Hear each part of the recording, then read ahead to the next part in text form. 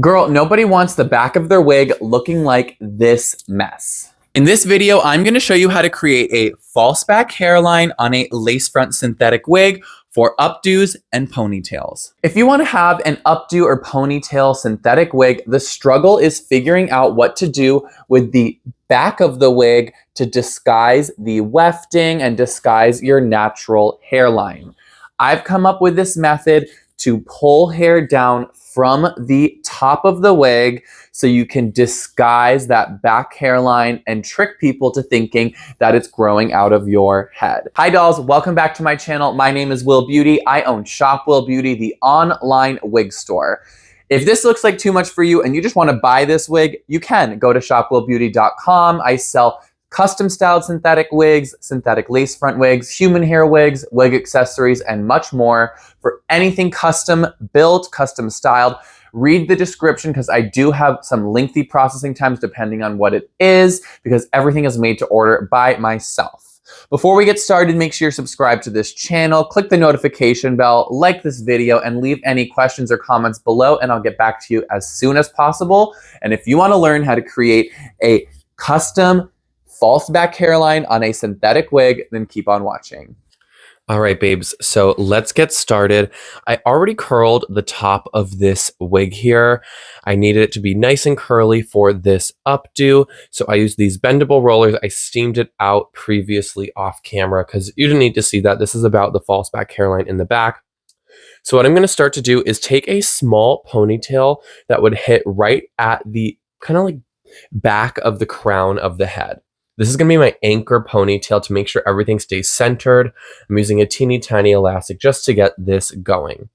So once I have that done, I'm then going to take another section, all the hair below this ponytail, and I'm going to gather it up. And I want to show you here. I left all the hair below where the lace ends for the false back hairline. So everything below this ponytail will be used for the false back hairline.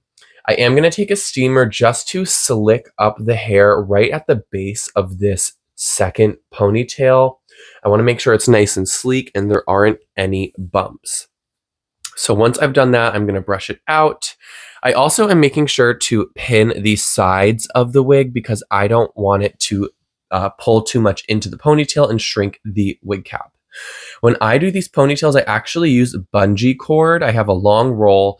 It's just nice because I can tie or cut off a really long piece, and then I will wrap it around like 3 or 4 times, and this just gives me the best ponytails. They're very secure. They never budge, and I end up doing this a couple times as I'm tying the rest of the sections into this ponytail. I love this bungee cord. I get it, a big roll of it on Amazon for like 15 bucks, and it lasts me a long time. So I wrap it around 3 or 4 times, and then I tie it off with a couple knots, and this is just the best way to do ponytails. Whenever I use elastics or rubber bands, they always shift and get bunchy, or sometimes I grab hair from another section. This is just the cleanest way to do it, and I cut off the excess after tying it off.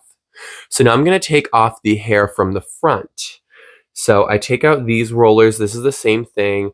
And then I'm going to make sure to steam these out as well to make sure the base of this section is nice and smooth. Again, steam is going to be your best friend, so make sure your hand steamer is all warmed up and ready to go because I do end up using this throughout the entire video pretty much. It just is really useful to use. After I steam that out, I really brush out the ends before I tie off this next section to make sure there aren't any knots or tangles. And then I'm going to take my teasing brush and really make sure that that base section is super smooth. And to make sure this stays shiny and smooth, I'm using hairspray. I'm really dousing that hairline, that base of the section, and then I'm brushing it into my hand and I'm grasping it very tightly to make sure that hair doesn't budge. Then I'm going to go in with another piece of bungee. I told you we do this about like maybe 3 times, and this just gives the most secure ponytail ever. I swear I can't even bother with regular elastics anymore when I'm tying off a synthetic ponytail.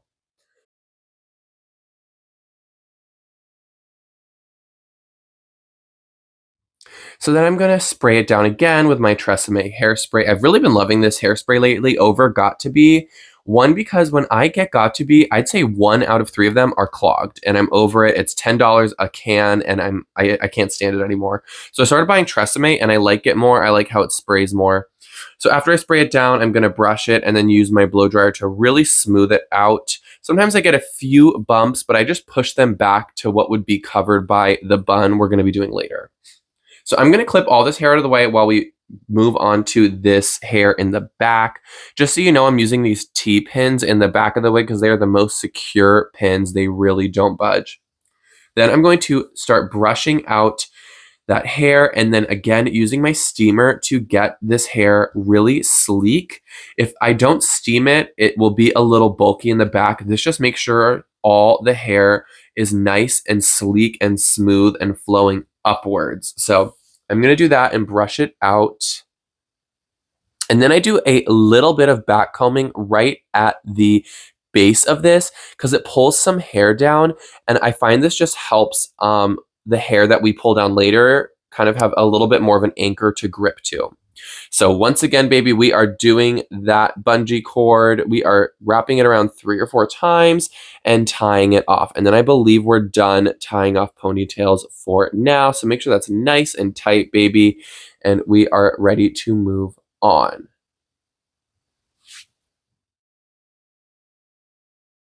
So now I'm pulling up all the hair that was curled and separating it from the hair that was left uncurled.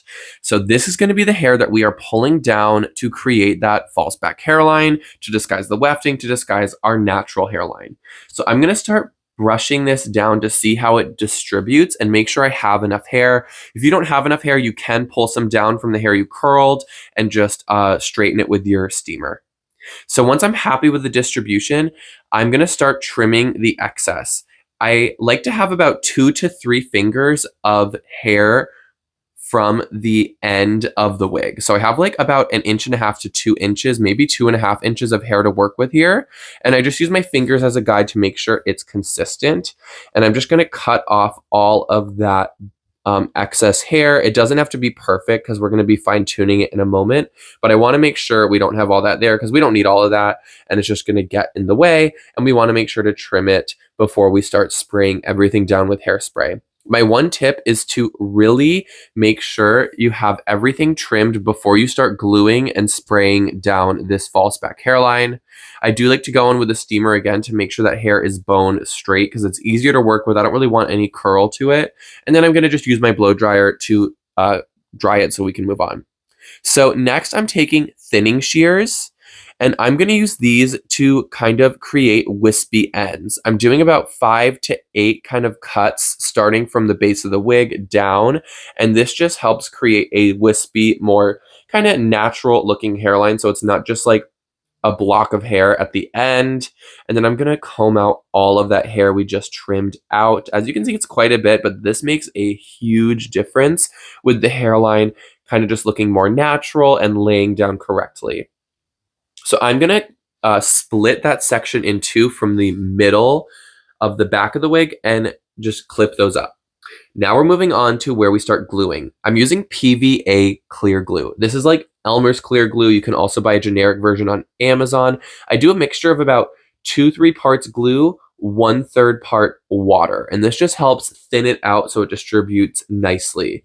I'm then using a makeup brush that I do not care about, a very dense makeup brush. And I'm going to start painting this glue heavily, like all over the entire back of the wig where the hair is going to be slicked back down.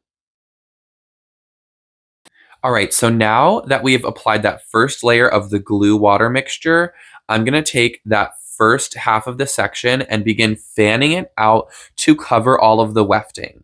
I like to try to distribute this as evenly as possible before I start brushing so I can make sure there's enough hair everywhere to cover the wefting. So I like to use an edge brush just to begin brushing all of that hair into the glue we laid down so it starts to stick to it. So I just really take my time, and then I have a very fine bristle boarhead brush, and I use that as well to begin brushing all that hair in place. And when I'm happy with the placement, I begin brushing while hitting it with a blow dryer. This just helps to lock some of the hair in place so it won't slip and slide around later, and you can really make sure everything stays in place while it dries. So this is very important. I like to take a duckbill clip and I clip it underneath into the cap of the wig and then on top of the hair, just to hold it in place. Then I'm going to really douse this area right here with Pump It Up Gold non-aerosol hairspray. And then I create like the beginning of a finger wave almost. And this is going to create room to have the wig fit around the ear, but it also really helps disguise the wefting along the edge of the wig, and it gives you more hair to work with along the nape of the neck to disguise that wefting and hide your natural hairline. I really like this trick and it works really, really well. So I leave that duckbill clip in there for now, and then we're going to move to the back of the wig. So I start to spray it with hairspray and then hit it with my blow dryer. And then we're going to get that glue mixture again and begin painting lightly over the entire back of the wig. So first I do one general layer of this glue to cover everything. And I go a little light on the hair at the ends, right at the nape of the neck. You don't need too much glue there because it will kind of make it look a little clumpy and it won't give that feathery natural look. But for the rest, I am pretty liberal. I'm doing one general layer of this glue and I'm applying it everywhere. So then I'm going to do another layer of that glue and make sure that hair is fully saturated. I'm then going to take these self-stick bandages. You can get them at CVS. They stick to themselves and they're very strong. And I'm going to tightly wrap the back of the wig and pin these in place. This is so that second layer of hair we pulled down will dry tightly against the base of the wig that we glued, and all the layers are going to dry nicely together so they don't lift up. So then I'm going to remove that duckbill clip and gently continue gluing the rest with a second layer and continue wrapping this very tightly. So I let this wig sit over the weekend before I removed these bandages. I would give it at least 24 hours, but honestly, the longer the better. If this wig is still wet at all, when you pull it off the wig head, it will ruin everything. So really make sure that this is fully dried and cured. So once I'm sure, I take out all of those pins and I gently peel away these bandages, and that will finish everything off. If you notice there's a white cast or a residue from the glue, just spray it down with some alcohol and some hairspray and that should do the trick. If there's anything still, just go on in with a corresponding eyeshadow and then spray it again with the hairspray and that will finish this off. So now you can take this wig with its false back hairline and turn it into an updo or a ponytail. I was so happy when I figured out how to do this technique. So if you have any questions, let me know in the comments below. All right, babes, thank you so much for watching. That is the end of this video. I hope you found it useful for creating a false back hairline on a synthetic lace front wig for updos and ponytails or whatever else. If this is too much for you and you just want to order this wig, baby, you can at shopwellbeauty.com. Make sure to note those processing times. I can recreate this wig or any of my styles in any color you want. So if there's a new color and you don't see it, make sure to email me, info@shopwellbeauty.com. Make sure you're subscribed, like this video, leave any questions in the comments below. I'll get back to you as soon as possible.